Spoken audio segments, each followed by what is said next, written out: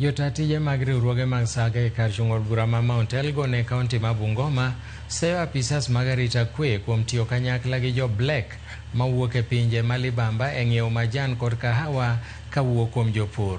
Kotelnegi kod Masibo Chesari, gilero ni kata obedo ni gisebedo gi telo kata giromo gi arita kwe ma alworano, pod obila kawo asoya kowuok kuom jo Black go kendo weyo gi thuolo mar ng'iewo kahawa achiel kachiel kowuok kuom jopur, gino mamiyo riwruoge mag Saga wito milion modhuro mag omenda.